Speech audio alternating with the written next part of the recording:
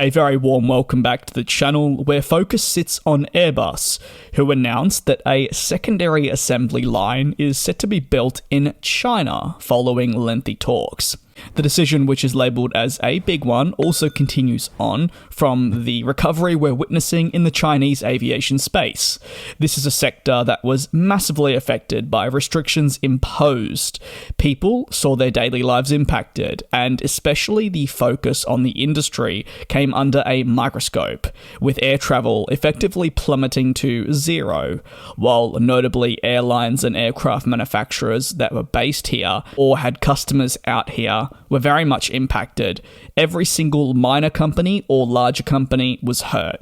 As restrictions have been lifted, which they took some significant time to do so, the international and domestic landscape has changed, and they're now pushing towards a full recovery. So, with that being said, for the very first time in over 3 years, aviation companies can look into this region and look towards a future that seems a lot more robust and sustainable. So, in Airbus's case, it means they can make decisions such as opening a secondary assembly line, and believe it will be the right call under current operating environments. Airbus is encouraged by the Chinese sector, and this has only been aided thanks to it soaring ahead of fierce competitor Boeing in the region. You may be asking, why is this? Well, if you've been unaware, the United States has been in an intense battle with China, and without getting too much into it, it's prevented deals from being secured, and Boeing really diving into this market.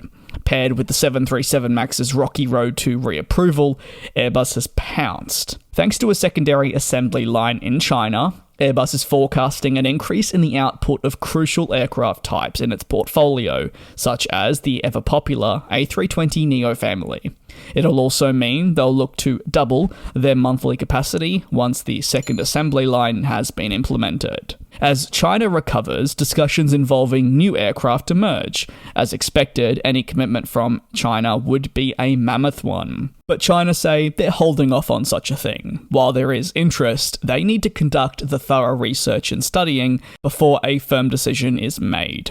What has been confirmed at this point is 160 aircraft that were always slated to be delivered to Chinese customers can now move ahead.